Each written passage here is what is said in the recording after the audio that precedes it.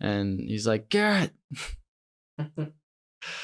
And he had like a paper model of how we could use the cylinder, like in Jurassic Park, with the DNA tubes and the like cryogenic container. They lift up, it's glowing inside, and there's fog coming out. And he was like, let's do that. And I was like, yeah, 100%. Figure it out.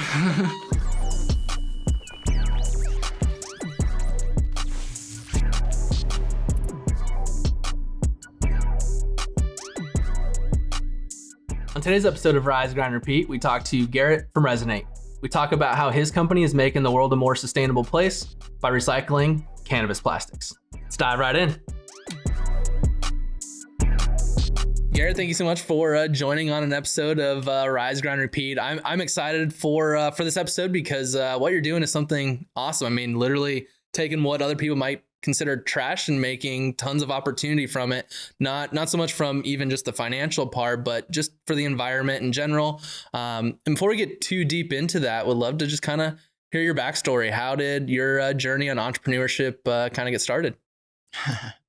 It started with random little testing things. It started with things like in first or second grade.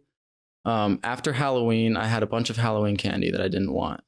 Like I took out the stuff that I want, and there's a whole lot that I didn't. And I knew that there are children who want these candies.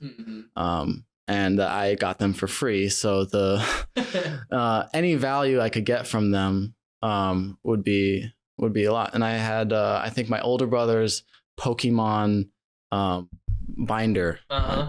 His like a 3-ring binder with the card sheets in it with all the slots.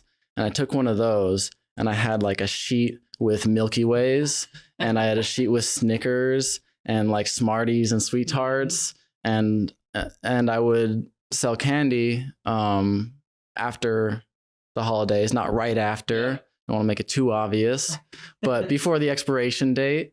It's like probably technically illegal, because you're reselling individually.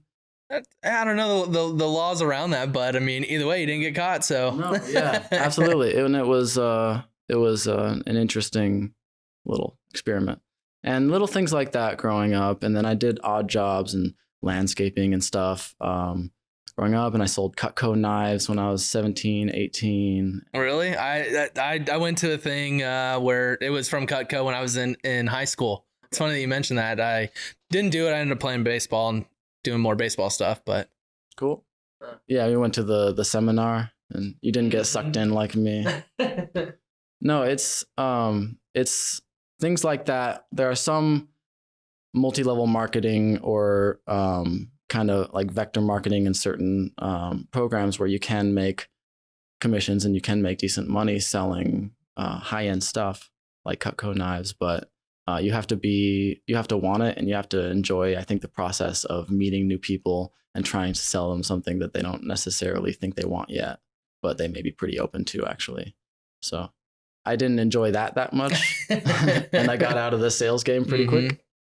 I needed a reason, to get through the difficulties and the strain and the like paperwork and all the little things that aren't necessarily fun about entrepreneurship. Yep. No, I mean, I think you hit the nail on the head. It's just enjoying the process, and it's finding something that you love doing where you can enjoy that process. And very early on, it seems like you saw the magic recipe where it's find a need and then really push that need to other people. If people need or want candy and it's not Halloween anymore, then chances are they're willing to pay a little bit for it. And it's probably where you got the itch for entrepreneurship. And all that being said, I mean, kind of fast forward to what you're doing now. Would love to hear what is your company now, and what is it that you do? Okay, so what we do is we try to help the cannabis community live more sustainably, and that's ultimately we try to help people live more sustainably, and we do that within the cannabis community because that's something that's a realm that I'm familiar with.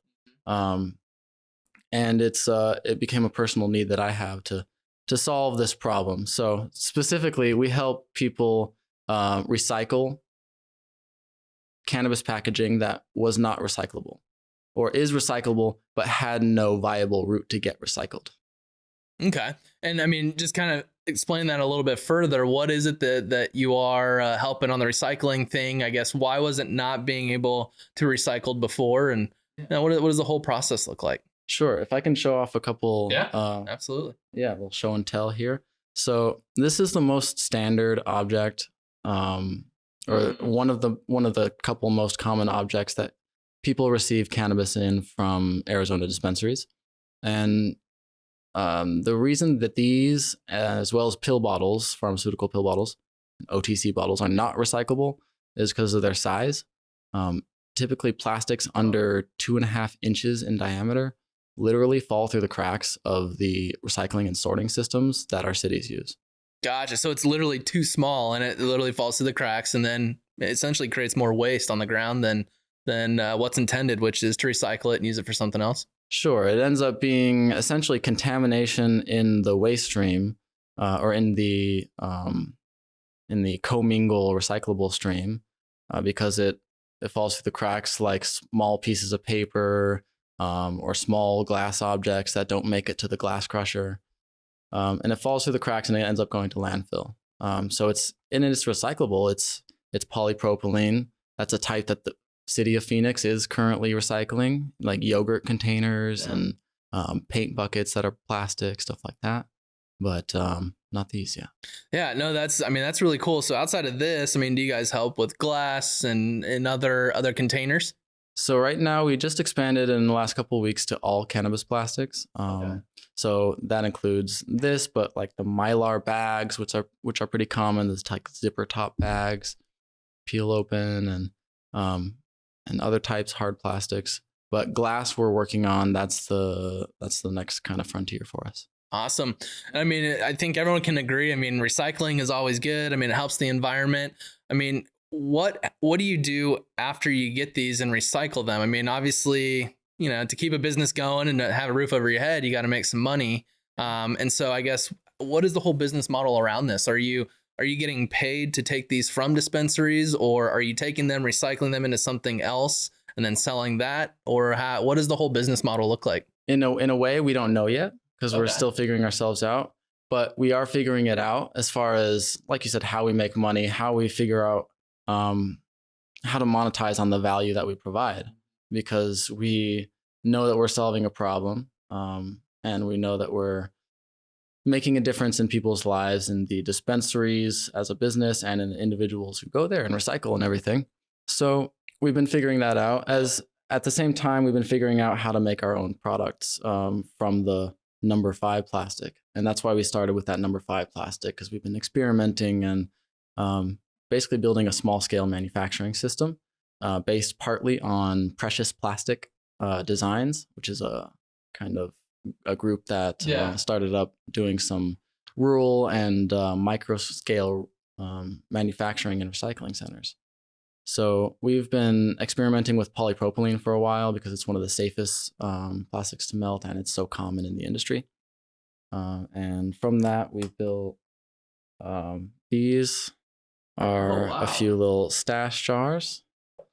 I brought really cool. That one's mostly pill bottles. You can kind of tell the orange color. Yeah. And that's okay. So you basically take these, and what do? You melt them down, and then you get a ton to work with, and then you end up manufacturing different things. Exactly. So like this guy is made. This green one is made from green and clear pop tops, just like this. Gotcha. And this. And that's the shredded up material. So that's the first thing we do after we remove labels. Okay. We shred the material into this flake, and that's clear and green in there. And then we inject it. It's basically a home-built injection machine, mold injection. Okay. So is the goal to create, I guess, a brand around it where, I mean, you're kind of, the whole business model is making the world a more sustainable place. And at the same time, you're making some of these things where maybe you can sell them, through e-commerce, or reach out to other dispensaries and have them sell it as well. Yeah. I mean, the initial vision was that we could capture all this, and the products that we could sell to pay for the process and for what we're doing, and make a profit on the end of it. Yeah. After actually engaging in what we're doing in collection and in providing what we need to for the community, controlling, like making this a HIPAA compliant process, making it so people feel comfortable putting their labels in, making it compliant with the dispensary so they're not actively potentiating people putting cannabis back into these bins or other materials. So we figured out the value we need to provide there. And like you said, glass is on the forefront.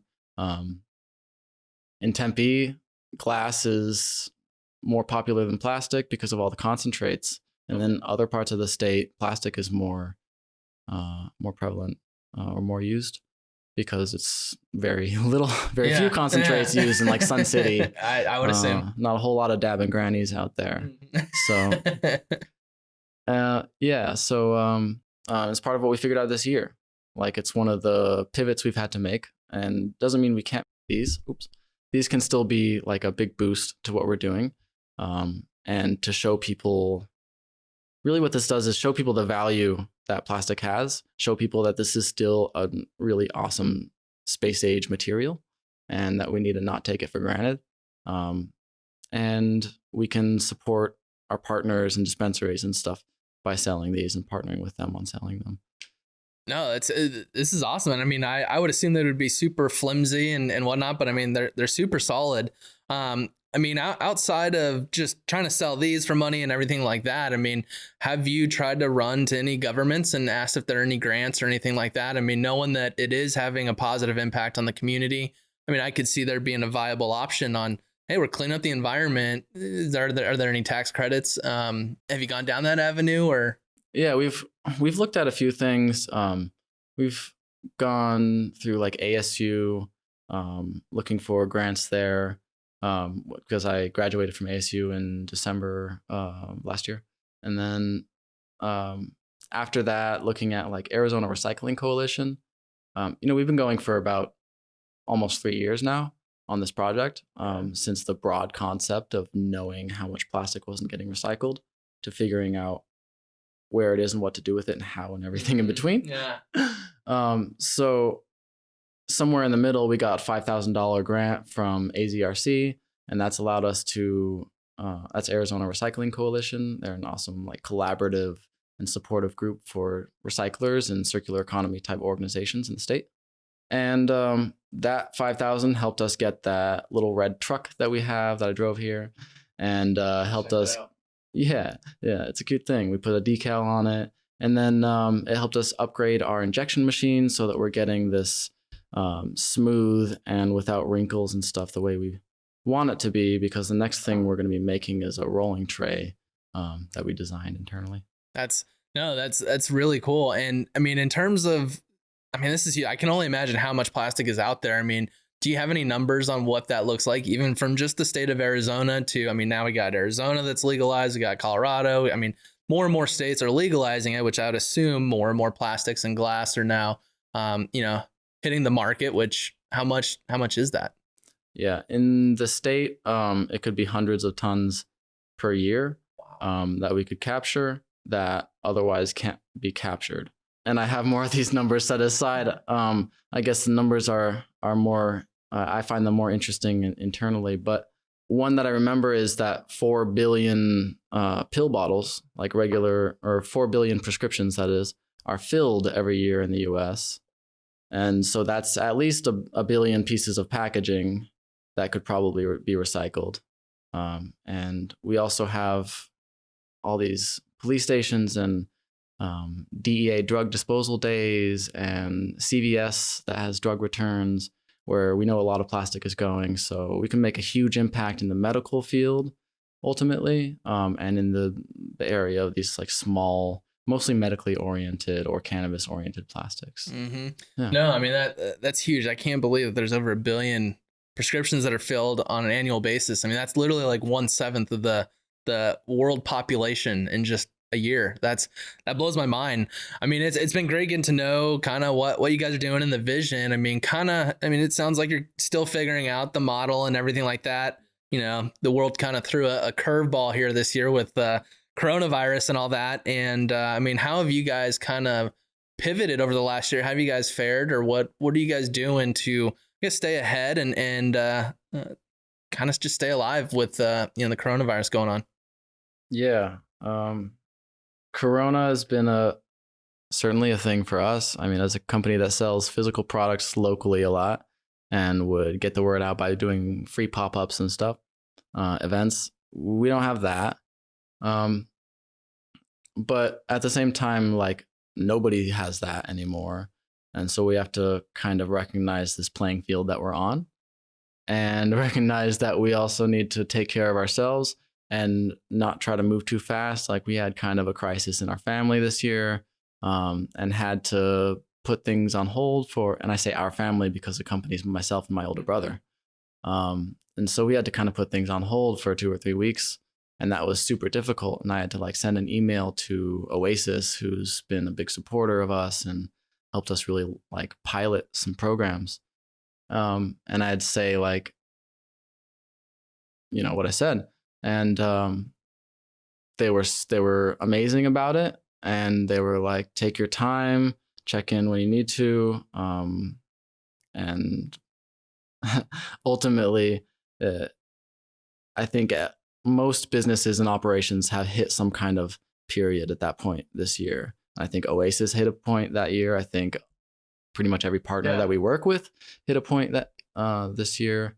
And when I look back at it, it's like if they sent me any other response, like, no, we need it now, or like we have a contract, or like we don't think we're gonna whatever, then I would say okay and you know, move forward, because that's not necessarily the relationship you want. So there's that learning experience, getting over that, doing what we need to without worrying about too much. Yeah. And I mean, continuing on with figuring out the business model, it sounds like you've had some ups, some downs, you know, family crisis, and also, you know, winning some grants and stuff like that. You know, through the evolution of building this business, I mean, what's been the biggest hurdle that you faced, and kind of what did you do to overcome it? I don't necessarily say I want to call it a hurdle, but I think there's like so much value in addressing it. That is my answer. Figuring out how to let go of a situation or a decision, or some creative part of the process, and let someone else work, or give up control of things has been difficult. Or give up control of a conversation, or whatever the decision is. Thinking back now on like arguing with Brandon about the other part of my business, my brother, about whether a circle on the top of the recycling bin should be 7 inches or 8 inches in diameter, and spending 20 minutes on that and thinking that was a productive 20 minutes. It's absurd. And he can make it like, I probably wouldn't know the difference now if I go back and look at them, whether they're 7 inches or 8 inches, or remember what decision we made. And giving him the autonomy to do things like that, and like giving up control of things like that, gives him more autonomy to do things that he wants to do, or to add creative ideas, or to put in extra time if he wants to. Like this, it just makes so much sense to give people the leeway to move forward on things, to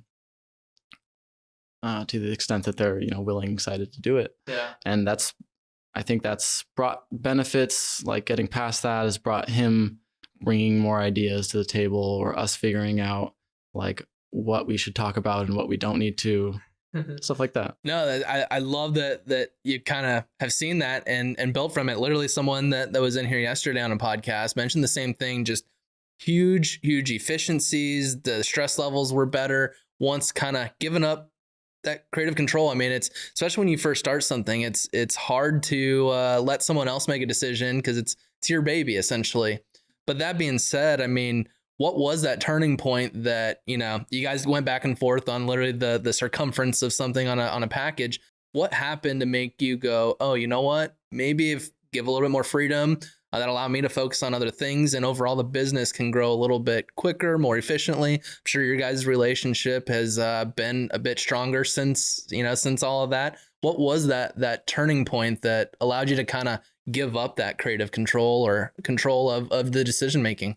I don't know. I think it was just doing the wrong thing too many times and realizing that it felt wrong, and just like, you can keep being frustrated and having these difficult conversations about nothing, or like realize that at some point. And I think I just realized at some point that I was doing something wrong and not productive. And maybe it's like from listening to other leaders. I'm a big fan of Gary Vee, and of doing things for the right reasons. And I think I was just asking myself, like, why?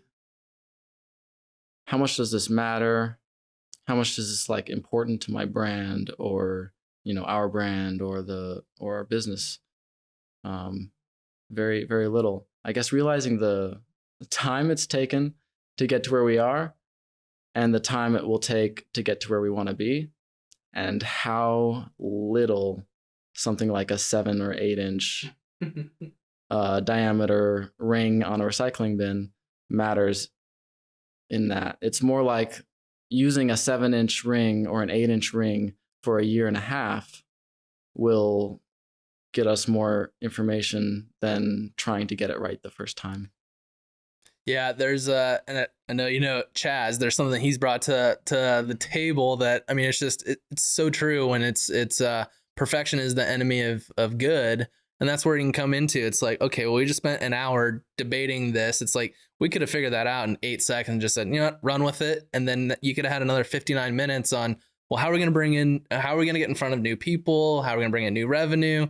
I mean, it's just it's tough because I don't know, some people not focus on the wrong things, but dwell on things that might not be what's going to push the business forward. And it's tough to figure out what those are. I mean, especially, like I said, when it's your baby and it's every little detail to you, it needs to be, not to you, but to business owners, need to be perfect. And, a lot of people that we've talked to where they've gone from kind of growth to scaling, there's been that pivotal moment when it's like, that extra inch isn't going to help me sell more or sell less. It's not like identifying those areas when it's like, hey, maybe we need to focus our attention, be more mindful of where we're spending our time in conversations. And from there, it's relationships have been better, more efficiencies within the business and all that type of stuff.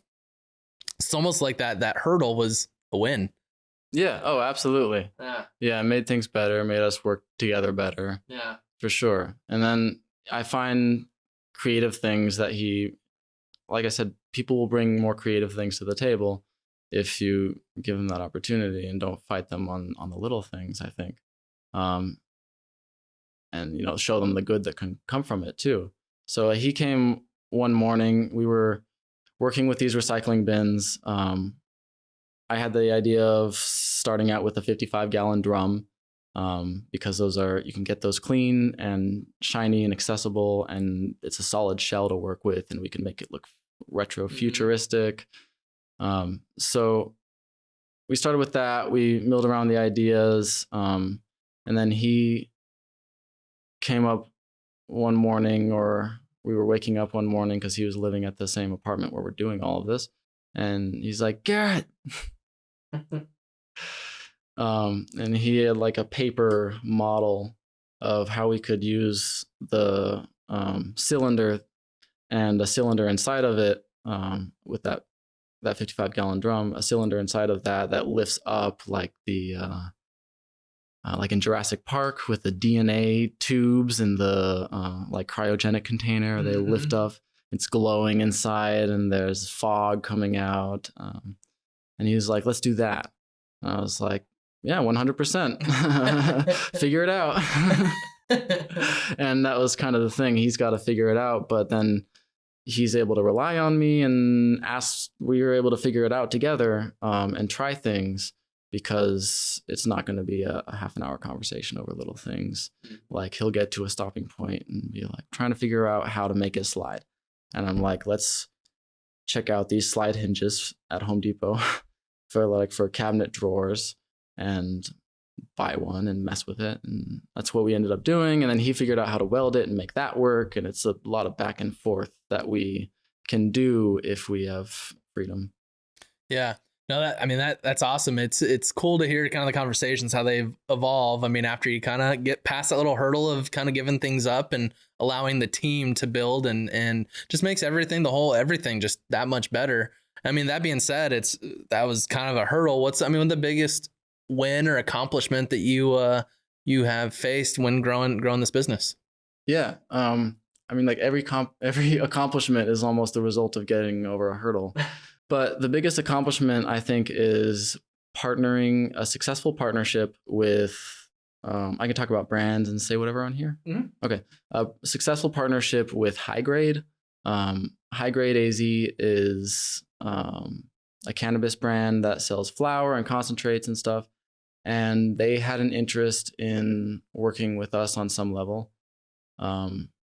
This year, we've also been pivoting, realizing that we're not going to make as much revenue in the short term with the products we sell, largely because we have a rolling tray product that I'm not promoting so much right now because it's on the back burner, because it's not gone the way we wanted it to. So, revenue, sorting that out. Like I said earlier, looking at who we're providing value to in the dispensaries and in this community, understanding that. So partnering with High Grade as a sponsor and doing so, adding a rewards program for people who bring their plastic in. So they have a place to bring it in that's safe and everything, but they also get some kind of cannabis reward monthly or on a recurring basis for doing that. And that's gone fantastic and from all perspectives. So that's like a major win that came from figuring out, okay, people don't care that much about products, at least until they really care about the story or until we can make the products that we actually like and people want. So figuring all that out and wanting to move more material, realizing that the value we have is in moving material, is in this strategic, this advanced recycling system, and realizing that people want and will appreciate rewards. So far we had, between December 1st and the 28th, we had 24 participants in the rewards program at this one location. That's after we had a 15-day pilot in November, and that went well. We had 6 or 7 participants, or maybe 12. And then December to now, we've had 24.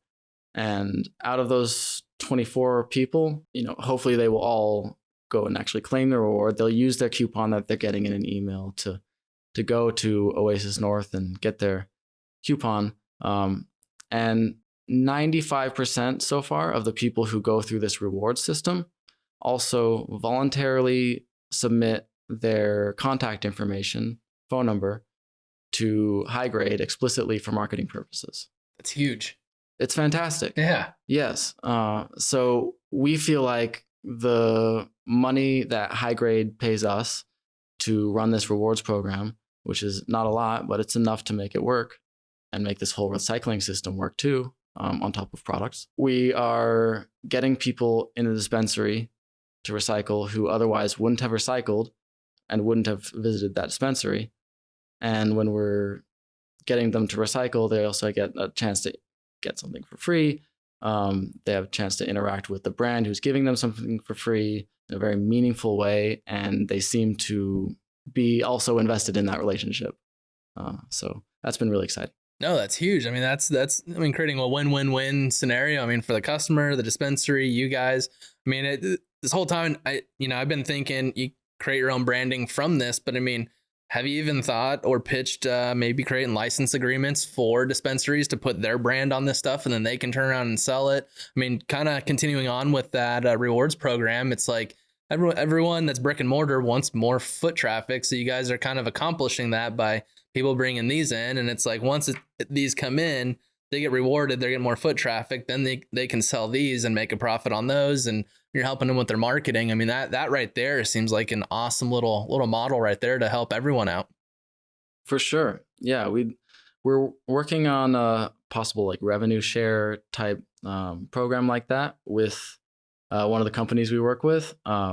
So we're making decals, and we're this is something we've done already. So this was with Arizona Dispensaries Association. Okay. They're I don't know if you know Arizona Dispensaries Association, but they basically advocate for dispensaries, their needs and rights and laws and stuff like that.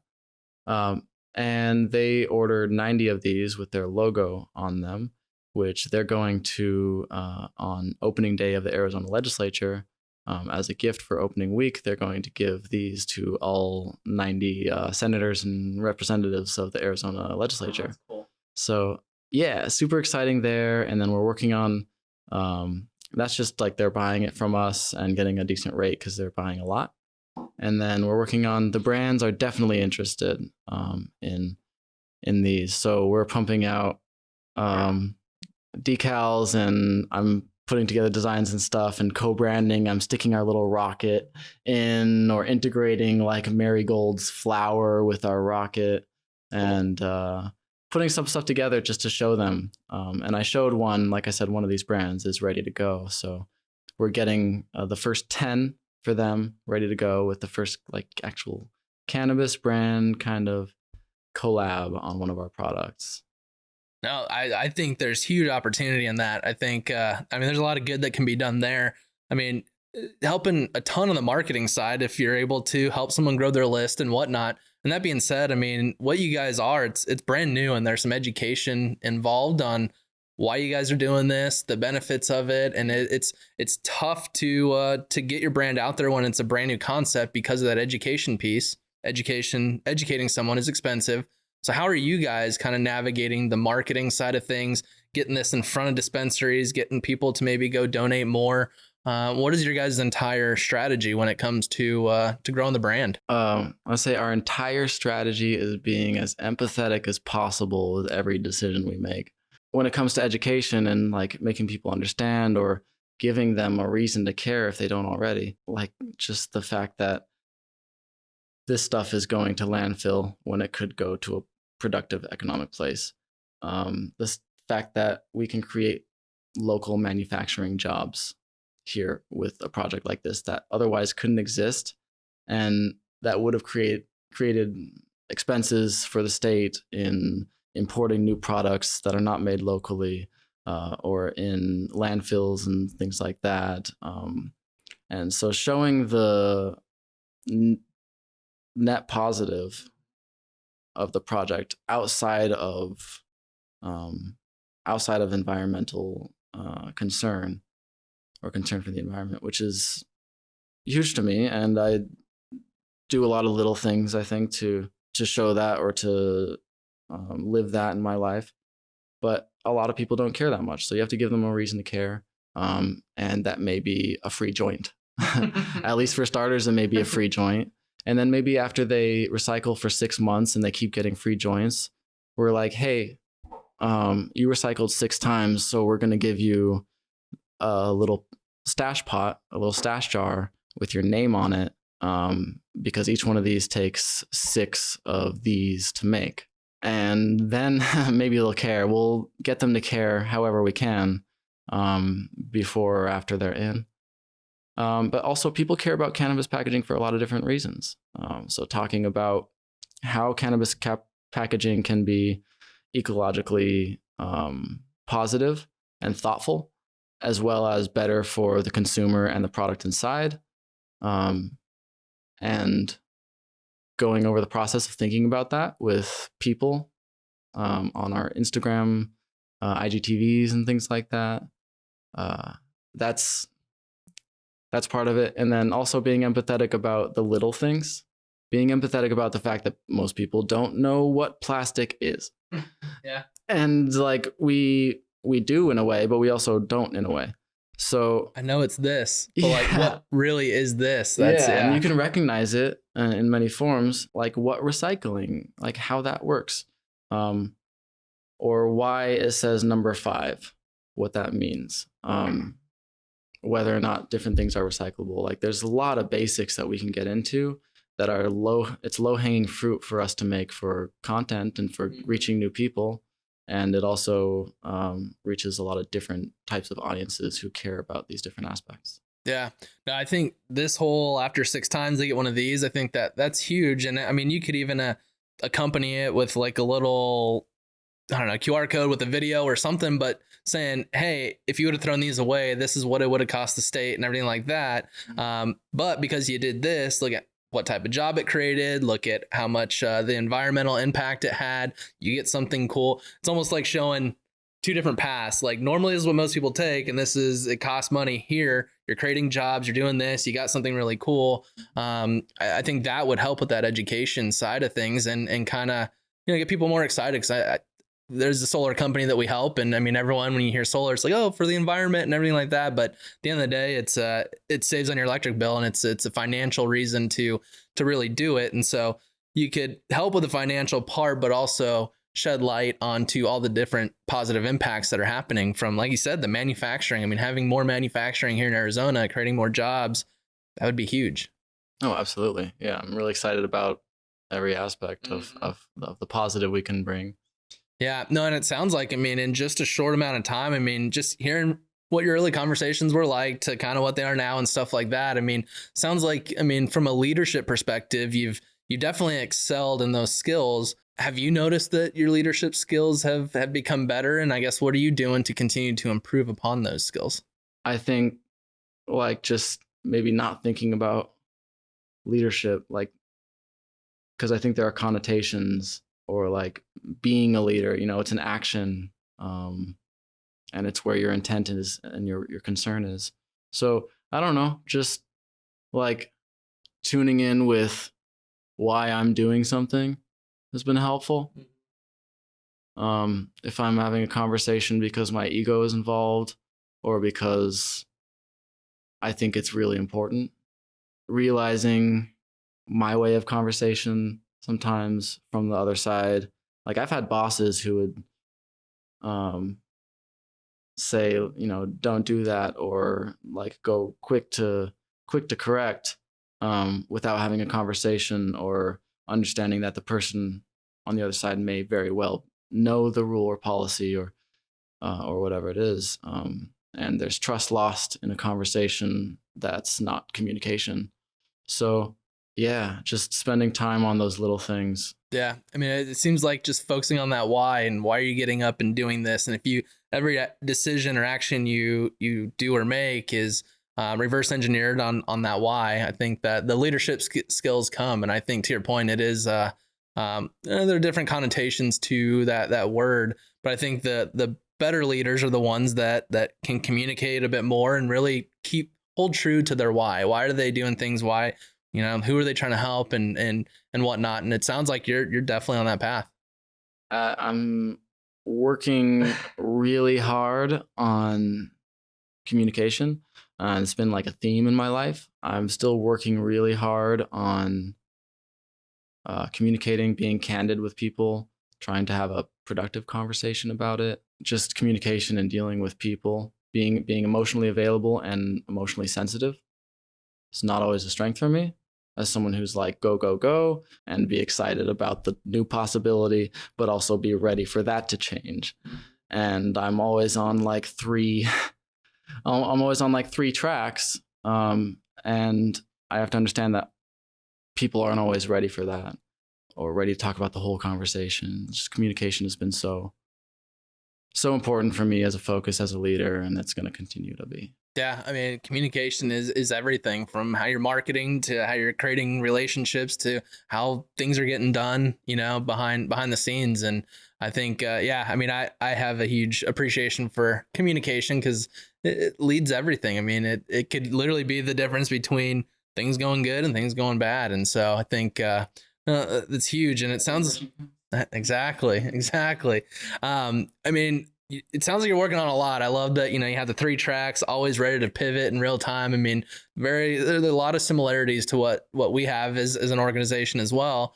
And that being said, I'm sure you're working hard on what the next 3 to 6 months look like, kind of what those goals are.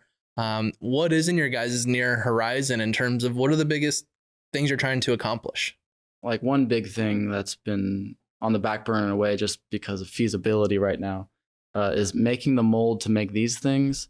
The twisted tray. It's been a bit of a disappointing process trying to make these this year. We had a crowdfunding campaign that crashed and burned in a way because it was successful and then it was removed from the page that it was on, and everyone was refunded, and that was one hurdle this year. But we rebuilt an e-commerce store and didn't get the same funding that we needed to make the mold. So we're still working on making the mold, and that's one of our goals for the next 2 months. Hopefully sooner, but it just depends on how the rest of the cogs turn together.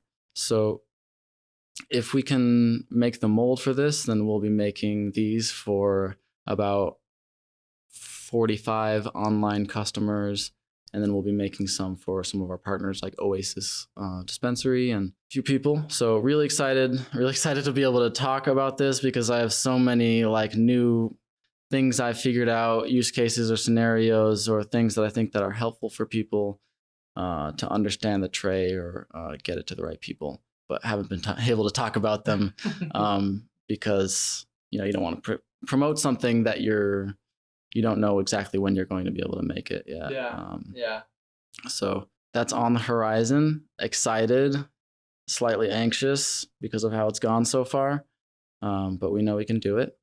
And then this rewards program is going well so far, and that's another thing. Making that more valuable for people and more valuable for us. So, because we do struggle to make money in some ways and we don't charge our dispensaries, this rewards program is a way that we can make this more active for dispensaries, more valuable for people, more valuable for us. So if we expand that to all the locations we're at now and get ready to expand it to other dispensaries around the state where we can start making a difference, start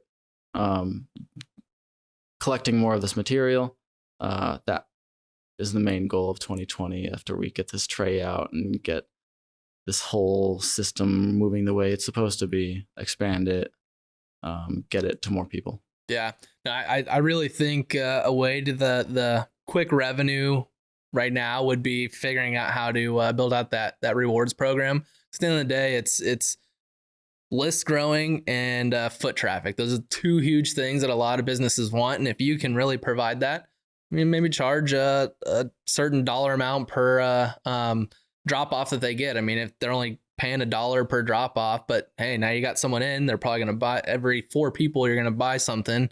Your average order value is $80-$90. I mean, it's easy to quantify that, hey, this is ROI positive for you guys. And then it puts money in your pocket to then expedite the production and figuring this out. And then, yeah, just keep building from there. But I mean, I have no doubt that you guys are gonna figure it out quickly. I mean, it's cool to see the evolution of this.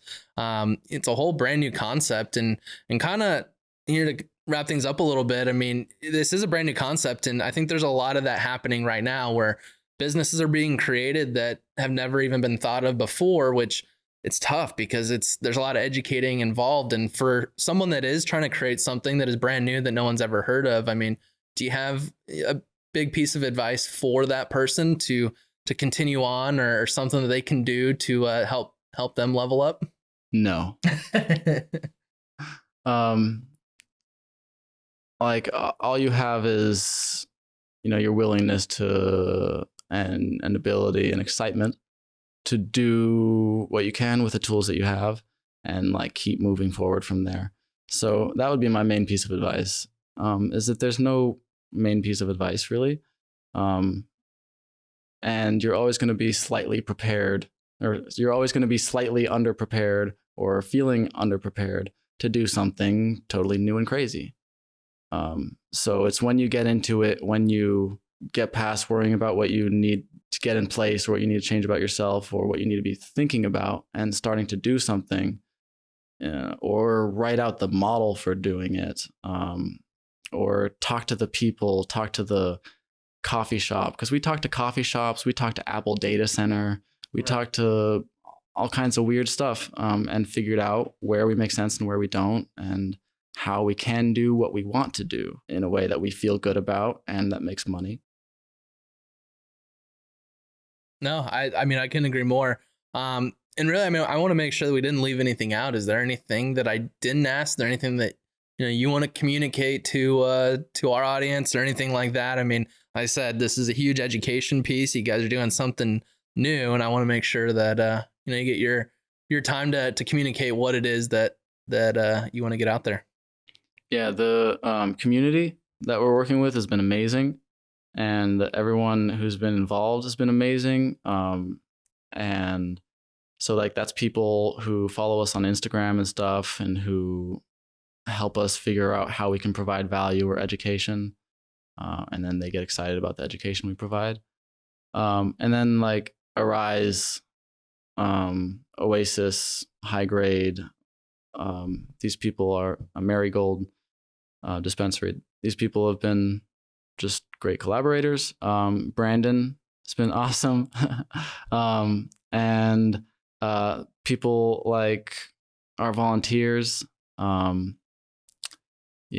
Rain, I'll call her, Jen and Josh and Luke, all kinds of Mary Jane Smokeware and Dope Squad, and all. There's just so many people who we've talked to who have been open to the conversations, or connections, things like that have meant a lot.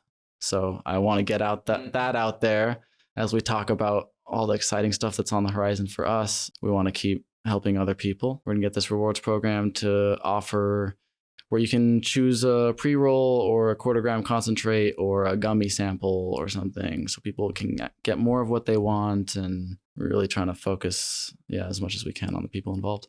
No, that's cool. You guys are doing something awesome. I think this is a huge problem that a lot of people don't even realize is here, especially as more states, legalize everything. And then, I mean, it sounds like it's getting, talks already happen at the federal level. So they're only going to have 200, 300, 400% more people that are buying more of these. And so it's going to be a growing problem, and you guys are definitely at the forefront. So Garret, thank you so much for your time today. This has been great. I can't wait to watch the growth, and maybe in the middle of this next year, we can have a follow-up and see, what all the different problems you guys have and how much you guys have exploded since today.